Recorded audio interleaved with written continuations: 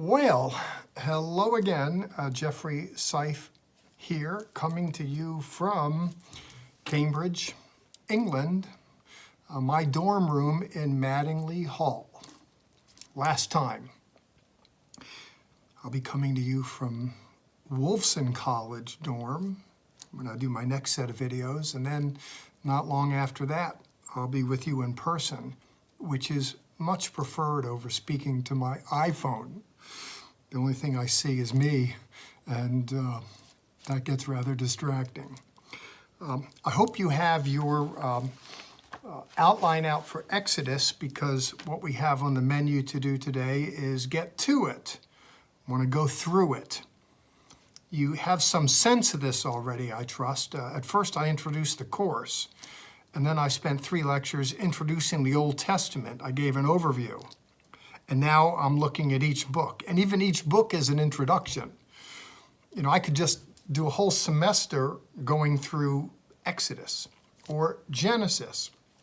In fact, I'd like to do that. I've taught a number of courses at Christ for the Nations Institute, and other places where I've taught, just going through a singular book, paying attention line upon line. I recently wrote a commentary on 1st and 2nd Corinthians, verse by verse. I've taught Romans, verse by verse. Taught a course on Isaiah, verse by verse. Ezekiel, verse by verse. Taught a course on the Pentateuch, the 5 books of Moses. It's not verse by verse, but here I'll cover 5 books in 5 lectures. If I'm teaching a course on the 5 books of Moses, I cover 5 books in 45 lectures. It's all about deeper and deeper penetration. Name of the game here is to get into the literature. Of course, it's an overview still, but at least it's concentrated on Exodus. We're going to pray together and have at it. Then we'll do it, okay? Lord, bless your name and thank you for this time together and for these good people who open up their hearts and minds to what I have to say, but more importantly, what you're saying in the literature, Father. I pray that you use this whole experience of Old Testament survey to deepen their understanding of biblical literature. And this I ask, and we ask, actually, in Jesus' name, amen. Okie doke. As you'll notice, I work with a tripartite division of Exodus, that is in 3 parts, Latin. First 12 chapters, actually 1 through 12:36, Egyptian era number 2. Egyptian era number 1 was back in Genesis when Yosef, which is my Hebrew name, by the way, Joseph. My English name is Jeffrey Seif. My Hebrew name was Yosef Levi, from the tribe of Levi, Joseph. Well, Joseph was sold into slavery into Egypt, as you recall, but God raised him up. You know, he worked through the abysmal circumstances that Joseph found himself in. The good Lord worked through that to position Joseph to become what he was to become. That is to say, if he wouldn't have had the sorrow, the Hebrew people wouldn't have experienced the gladness. God watches over his word to perform it, and strange is the way that he gets about performing it. But it is what it is. So Genesis gives a window into how the Hebrews were positioned in Egypt. Exodus opens up with things having deteriorated considerably through time and circumstance. To step back into the history, it depends exactly when you date the Exodus. There's a responsible argument, however, that the Pharaoh who was kindly disposed toward Joseph was descended from the Hyksos, an Asiatic people group that had overrun Egypt proper. And thus, when Joseph and his kin present, there's a kind of cultural affinity between that Pharaoh and those people. However, through time and circumstance, the Egyptian nationals overrun the dynasty that was in place from the Hyksos, and when they establish or reestablish themselves, they're not kindly disposed towards Semitic peoples. They're concerned because the Israelites, Semites themselves, had grown considerably and they represented a threat. The concern was that should the Egyptians be off, should they invest the lion's share of their armies on a foreign campaign, they're exposed at the home front because there's so many Hebrews that could overrun them. So they wanted to, on the one hand, retain Egyptian slave stock, work stock, but they wanted to alleviate the threat. So they put them to the whip, where they could derive utility out of them, but be less concerned about power that they might possess. And so in chapter 1, the Hebrews are enslaved. In chapter 2 through 4, and I'm looking here at the outline, there's a story of Moses' birth. Moshe Rabbeinu, Moses. Moshe in Hebrew, Moses, we know that. And Moses, by the way, is related to Ramses, if you've heard of him, Tutmos, Ramses, Moses. It's all cut from the same cloth. Moses is born in troubled times. And there's a fascinating story of how his mother is civilly disobedient. And she puts her baby in a basket, floats down the river and floats into an area where the monarch's daughter was bathing, one of them. And Pharaoh winds up adopting Moses into the royal family. It's a fascinating story. What happens in conjunction with his adoption into the royal family, his sister, who was following the basket as it was floating down the river, volunteers, hey, listen, if you ladies need, I know someone that could conceivably nurse him for you. Moses' mother gets a job nursing him, though he has been adopted into the royal family, according to the narrative. It's a fascinating story. It all comes on the heels of a big sister looking out for her baby brother. And if you think about it for a minute, and I think it's important to think about it for reasons I'll disclose in a minute. Moses, on the one hand, he's raised on his mother's breast milk. He's socialized by his mother on the one hand, but then he leaves and goes to the palace. He's a member of two communities. A privileged community Moses is part of by virtue of his association with the royal family. On the other hand, he's part of the slave stock community by virtue of association with his mother and kin. And I think there's a man who's torn, and it has an effect on him psychologically. I mention that because when we look in the literature, we see early on that Moses is a troubled man. He sees an Egyptian beating a Hebrew, and it happened all the time. Masters beat slaves. But Moses is so bothered at this point in his life, he kills the Egyptian taskmaster. You know, the next day he sees two Hebrews fighting, and he jumps in the middle of it. Hey, what are you guys doing? I mention this because there's a man here with a sensitive conscience. He doesn't like to see people hurt people.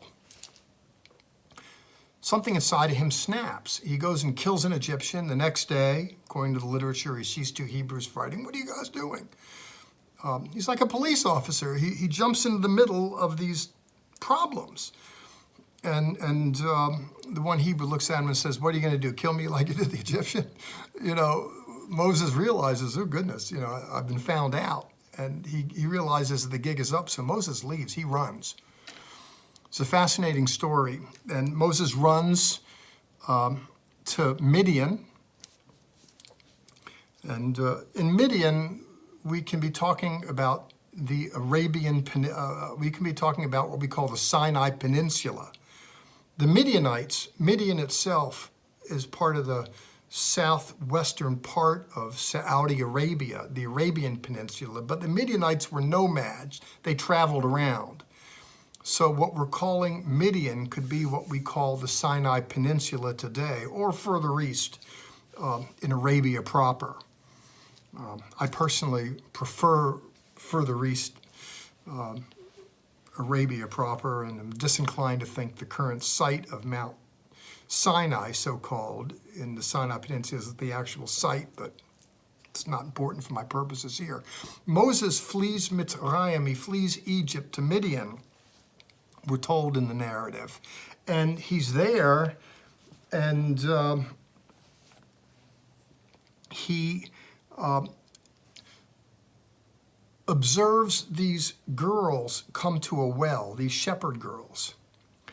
And they're feeding their flock. But then there's some pushy boys that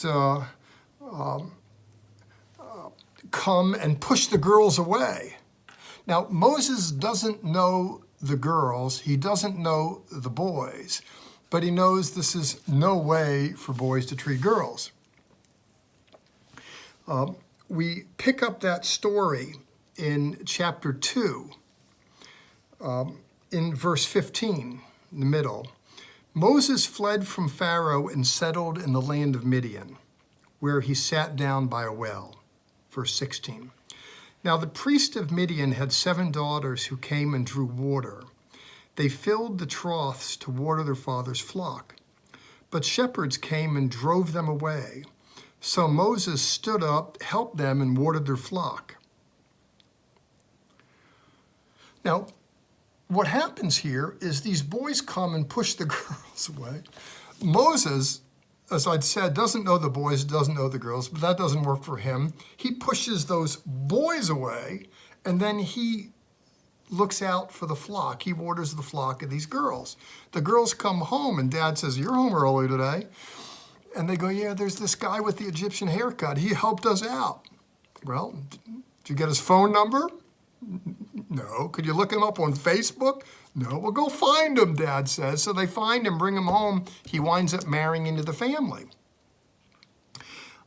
I think there's a man here who had a tender conscience. He didn't like injustice. He didn't like people hurting people. Fidel Castro, by the way, though he became the leader of the People's Revolution in Cuba, he was part of the middle upper class himself, actually. He was trained as a lawyer, but he credits his sensitivity to the plight of the common person to his being bullied when he was young. There was something within him that didn't like people. He didn't like powerful people pushing less powerful people around. I think it's fair to say we observe this early on in Moses, before we see the man with the call of God on his life. We see the man himself with a tender conscience. I mention this because it's not surprising to me that a man like this is going to become the great lawgiver, because you know that there's something within him that cares so much about justice. If you look in chapter 3, this man experiences a call. We're told that he's tending the flock of his father-in-law, and he goes to the part of the wilderness, to this mountain of God, this mountain called Horeb. Then the angel of Adonai appeared to him in a flame of fire from within a bush. So he looked and saw the bush burning with fire, yet it was not consumed. Here again, it's a miracle. It's a sign. It's a wonder. Moses had been out in the wilderness now 40 years. He'd seen a lot. But he sees a bush on fire, but the bush isn't being consumed. And then he hears a voice coming from it. And but first he sees it. In verse 3, so Moses thought, "I will go now and see this great sight. Why is the bush not burnt?" Again, God uses signs and wonders to do a double take to get somebody's attention. Jesus said in John chapter 10, "If I do not do the works that no one does, do not believe me. But if I do the works, even though you don't believe me, believe the works, that you may know and understand that I'm in the Father and the Father is in me. John chapter 10, I think 32, 33. The point is that miracles were Jesus' calling card. God does signs and wonders to get people to look in a certain direction who wouldn't otherwise look. And then God speaks to them in the middle of the experience.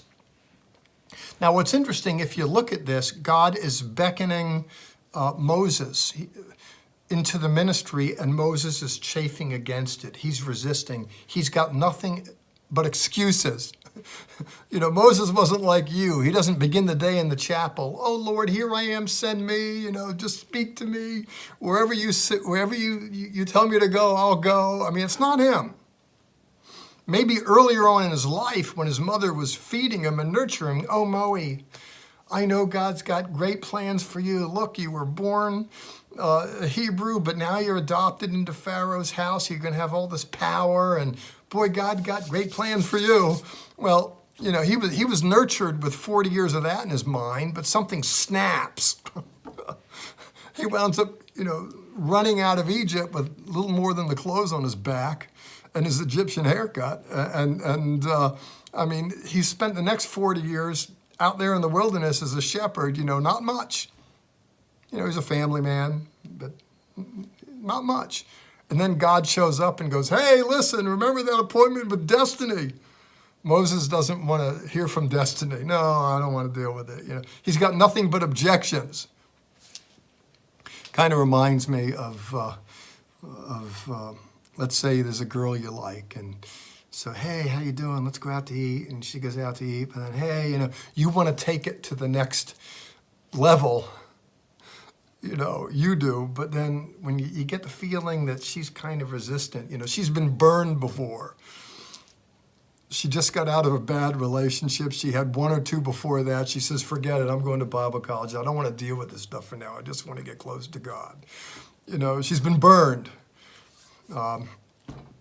Moses had been burned with destiny. And when God appears to him to call him back in, he's got nothing but objections. Oh, I don't want to go. I can't this. I can't that. Finally, God says, look, no more Mr. Nice Guy. If you don't go, I'm going to kill you. Moses says, okay, I'll tell you what. I'll get a bus ticket. First bus to Cairo. I'll be there in the morning. It takes that, God nudging him into it. And sometimes that's what it is. That we come to this kicking and screaming. In fact,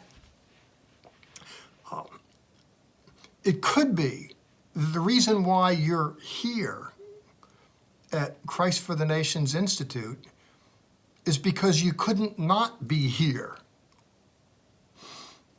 Why do I say that? People come up to me, they say, young men, my own son, Jacob, came up to me and says, Dad, I feel called into the ministry. He let me know that when he was a college student.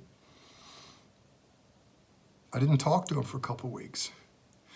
And so then about 3 weeks pass and he contacts me. He says, Dad, considering who you are in the world and what you do, I thought me telling you I felt called into the ministry. I'd get an affirmative response instead of whenever someone tells me they feel called in the ministry, I always object. I always do. No. And the reason why I do it, I figured if I can talk them out of it, then they're not going to survive in the ministry. If you can say, I feel called in the ministry, and I go, boo, and I don't, you're not going to make it, because the ministry's tough at the end of the day. If someone tells me, I feel called into the ministry, I always respond, run. You mean run to the ministry? No, I mean run from it. If God's calling you into the ministry, run from it. But if the call keeps pace with you and overruns you, that's what I'm talking about. People talk about surrendering to the call to the ministry. Now, as a police officer, I've been involved in chases before. Foot chases, vehicle chases, and I know what it is, hands up, I surrender. Try to run away from you, buddy, but I don't have any fight left. Okay, I'll deal with whatever I have to. That's why some of you are here right now, because,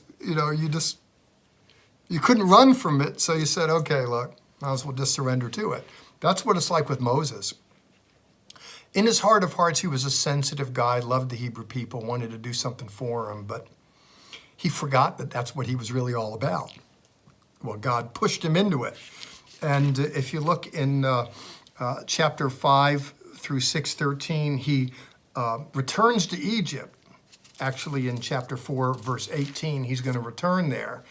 And then he runs into a Pharaoh who's disinclined. By the way, Pharaoh is it's a title name as opposed to an individual name. It's like if you went up to the king of France and said, "What's your name?" And he said, "Louis." It doesn't mean anything. It's which one? Louis the 13th, the 14th? It's a title name. Pharaoh is a title name. And it's a dynastic name. But this one, whoever he was disinclined. And Moses ran into resistance. And it's like that. It's one of the reasons why if someone tells me they feel called in the ministry, I go, oh no, it's going to be horrible. And if they shrivel up then, forget it. You're not going to accomplish anything. You've got to be doggedly determined because you're going to run into obstacles. I mean, that's true for life anyway at the end of the day. If success in life was easy, everybody would have it. A lot of people don't. There are struggles that go along with it. God's honest truth is that, I'm coming to you from Cambridge University. I'm struggling with this stuff. It's hard. It is like really hard. And it plays with my mind. It's so much new material. And, the level of reading is so high. The lecture level is so high that I don't understand all the words and the concepts, and I lean in on it and work. And, I'm doing okay. I'm right in the middle of the pack. With my class averaging, but it's hard, it's like that in life. You gotta run after it. Speaking of running, I'm 65 in November. I ran 10 miles this morning, showered up, and now I'm doing my lectures, and then back to my studies. 5 hours of studying statistics. If it doesn't sound interesting, believe me, it isn't. But it is what it is. Mathematics, advanced math, statistical stuff. I mean, it's just part of what I have to do for the program. It's tough. Ministry is tough. It really is.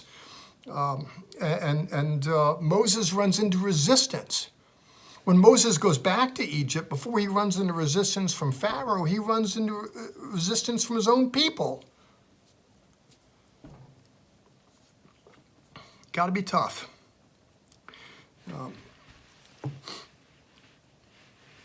I mentioned this already with the initial overview. David was called into the ministry. 13 years he ran from Saul. Resistance, trouble. Paul the Apostle, Shaul, had a calling out on him. Lord knocked him off his horse. Spent 13 years with challenges and insignificance until he was called to go on his missionary journeys, his first, before he left with Barnabas. Doesn't happen right away. There's challenges from different places in different ways. Well, in any case, so Moses goes back to Egypt, and his own people don't take him seriously, but then the signs and wonders with the staff. People see, some evidence that God is working with him through signs and wonders. And then Pharaoh won't listen to him, and then there's signs and wonders. Don Sifardea, Kinim, Orab, Deber, Shachin, Orab, Arba, Choshech, Machas, Bechoros. 10 plagues, frogs, lice, this, that, boom, boom, boom, boom. Finally, the death of the firstborn. It's signs and wonders. God does that. He works through signs and wonders. It's like that in the Old Testament. It's like that in the New Testament.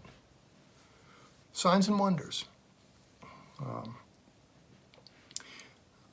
Christ for the Nations Institute is a school, stepped up into the world with Gordon and Free Lindsay because people forgot about that.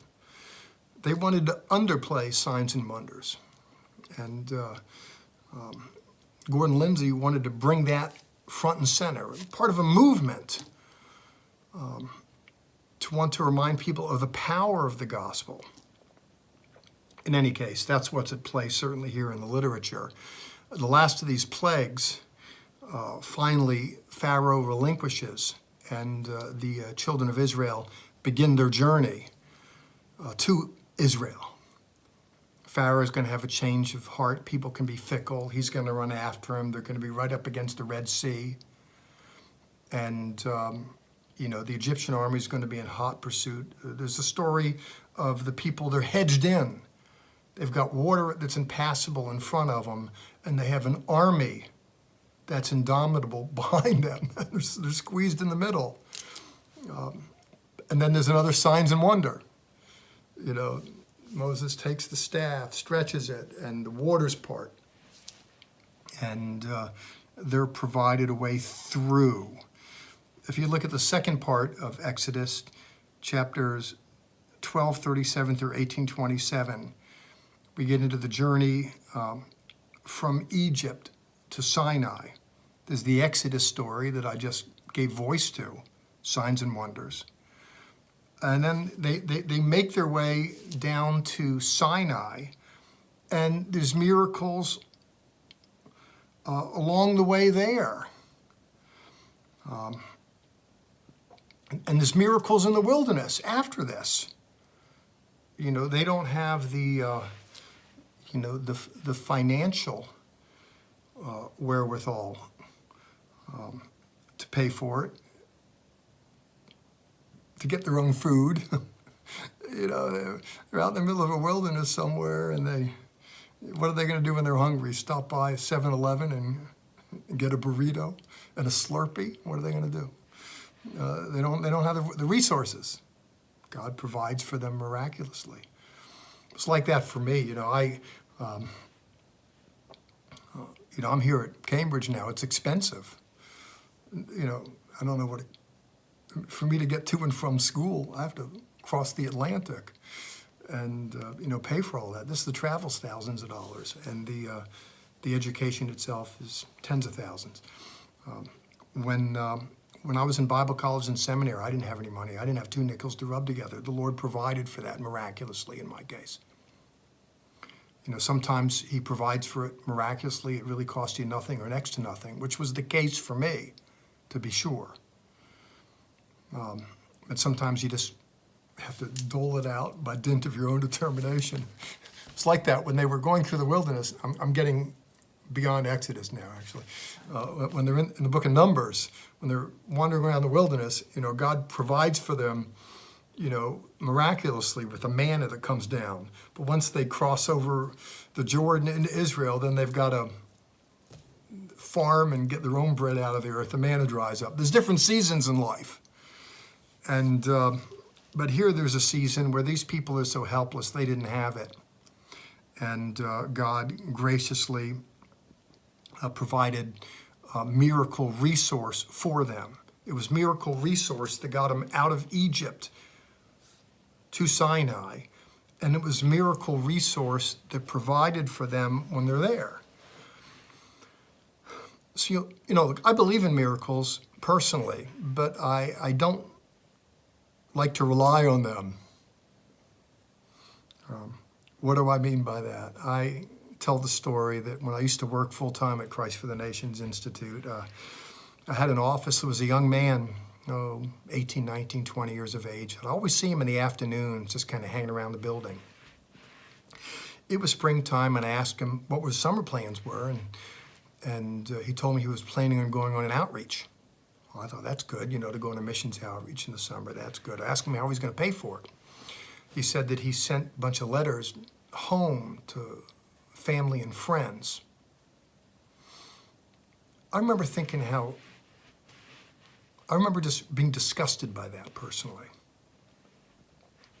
Not that it's wrong to ask people to participate on a missions endeavor, but I'm thinking to myself, here's a young man who's perfectly able. He drifts around day after day after day. He's not working himself. He's not going to work himself, but what he's going to ask hardworking people to provide for him when he can provide for himself too. That bothers me. You know, I think that it's not good to beg for that which we have the opportunity to provide for, personally. I think that's horrible. Now, the truth of the matter is, you're called into God's work. God gives you a vision. You're not going to be able to pay for it in your own sustenance anyways. But you want to be hardworking. Some ministers are the laziest people that ever came out of a woman's womb. Some of the absolute hardest working. I go for the hardworking personally. In any case, sometimes the miracle's there, but then the miracle dries up, and then you've got to go out there and do it yourself. God being with you in the enterprise, and we see this in the literature, but not yet. We're still on the miracle side of it all. It's also fresh and new, and signs and wonders accompany them on the journey from Egypt to Sinai. Once they get to Sinai, yes, signs and wonders as well. You know, they're up there on the mountain. Moses is anyway, and it's quaking, and there's all sorts of phenomena there to get people's attention. And then Moses will go up the mountain. He will be gone for a lengthy period of time, and then the people are going to backslide on the whole. They're going to, well, Moses is gone, you know, and they're going to get nervous and make a golden calf. They kind of go back to the religion of the Egyptians and want to worship that and go back. And Aaron, who's a weak sort, doesn't step up to stop that to my satisfaction. Moses is going to come down the mountain the first time, and he's not a happy camper. But you have the story in Exodus of, you know, the grace of God working for people that don't seem very graceful, you know, at the end of the day. And I say that smiling because, you know, I think it's important to be gracious. I mention that because, you know, when I look at Exodus, these redeemed people, God's doing all this stuff for them, signs and wonders. He's being so gracious, but then they're slow to really catch on, and they perform poorly. Then I remember, too, in early Genesis, God is gracious with Adam and Eve and the family, but they're not performing very well. It seems to me that there really is a problem with the human condition. And, you know, I want to be gracious to that personally and give people a break. But with all that, I'm reminded that people really need to be regenerated. They need to be born anew. In any case, I'm drifting a little bit. But if you look in the third section here, 19:1 through 40:38, there's the story of the Ten Commandments here and the building of the worship facility. I want to look in chapters, well, I already mentioned it in passing, the Exodus 12:37 through 14:31. There's the Passover. There's the great deliverance there. Let's look in chapter 20, where the particulars of the Decalogue are noted. There's a fancy word. Decalogue comes from a Latin 10 words, or the 10 Commandments. And I just want to breeze through these with you. You know, people say, well, the law isn't for me. That's the Jew book. We have the new book, and we're not under the law. I just wonder which of these 10 Commandments doesn't apply to you. You know, it's which of these, you know, is it okay to steal for you because you're not under the law? Can you commit adultery, murder, you know? Of course this stuff is applicable today. I want to look at these commandments on the quick as I have 10 minutes left. They start off with, an affirmation of God, not having any other gods, not taking the Lord's name in vain, honoring the Sabbath. I'll pick up in verse 8 to remember Yom Shabbat, the day of the Sabbath, to keep it holy. You're to work 6 days and do all your work, but the seventh day is a Sabbath to the Lord your God. In it you shall not do any work, not you, nor your son, nor your daughter. Stop, cease. It's good to have a time out. And then he goes in verse 11 and goes back to remember in 6 days the Lord made heavens and the earth, etc. Going back to Genesis chapter 2, 1 and on. After these obligations that are noted in the first 11 verses, with the most text given to the Sabbath itself, affirming God, not taking his name in vain, etc., remembering the Sabbath. This is man here, and man has obligations to God. God is up here.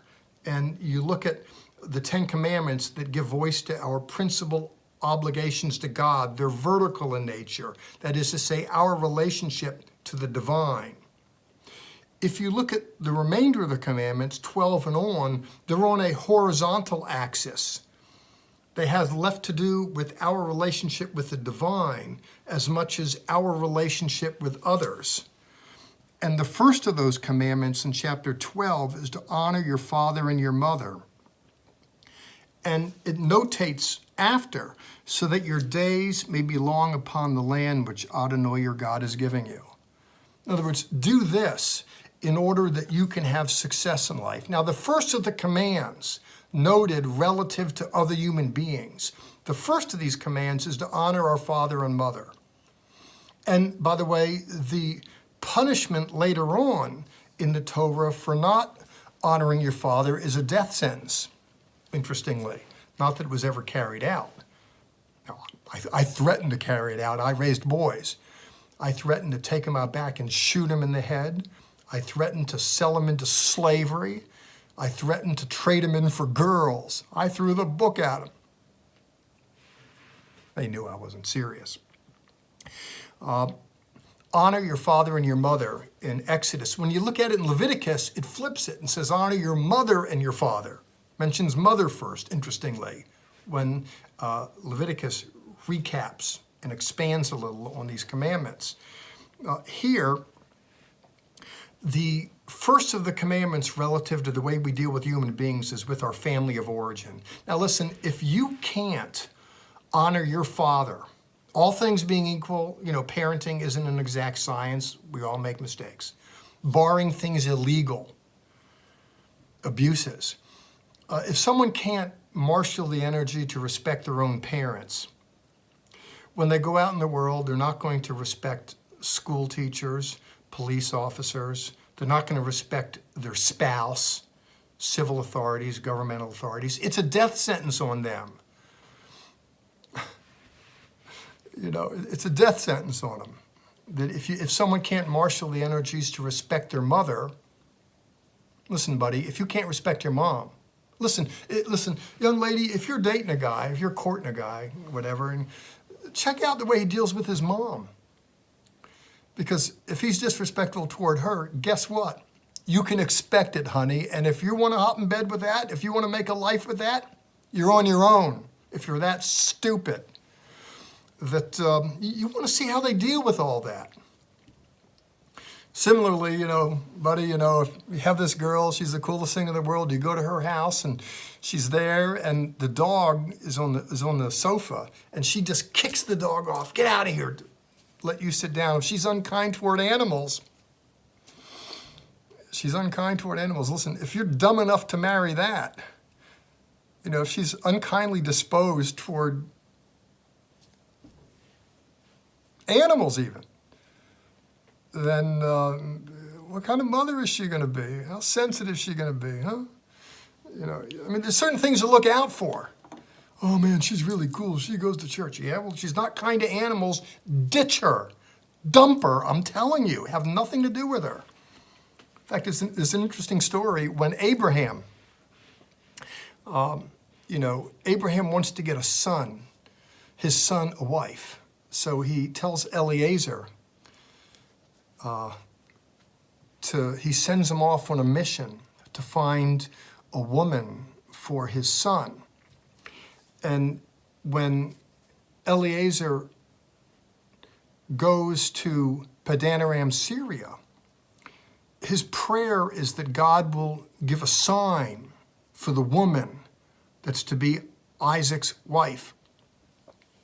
And the sign was, here's a stranger who's going into a town with camels. And when he goes to the town, to the village, if there's a woman who will come out and help him and help the animals, that's the divine sign. So this woman, Rebecca, comes out, and here's this guy, Eliezer. He's a stranger. She's kind to a stranger. And there are all these camels just come off a long journey. Let me water the camels, sir, please. And she's kind to the camels. Bingo, pay dirt. In any case, how we respect, how we deal with creatures is important, foremost of which is our relationship to our parents. After that, in verse 13, do not murder. Do not commit adultery. And I should say, by the way, while speaking of adultery, we're not talking about having more than one wife. I've already mentioned that in the Older Testament world, polygamy was sanctioned. Well, in that polygamy was sanctioned in this world, what does he mean when he says you shall not commit adultery? When these individuals, Jacob had 4 wives, and these individuals had more than one. What is adultery then? Adultery is not having, polygamy is not adultery. Adultery is having contact without a contract. Sexual contact without a contract. That is, absent a contractual agreement that binds these two together in perpetuity, sexual contact is off the table. You need to have something in place. You're not entitled to have sexual pleasure until you have something in place to protect the treasure. That is, what comes as a result of all of that. You don't want children being brought into the world unprotected, without resource necessary for their sustenance, socially, emotionally, financially. So adultery in this context is a contact without a contract. Don't steal. Don't bear false witness against your neighbor. I don't like people personally who are disingenuous. I think personally, it's always good if there's congruity between what a person says and who they really are, the way they represent themselves.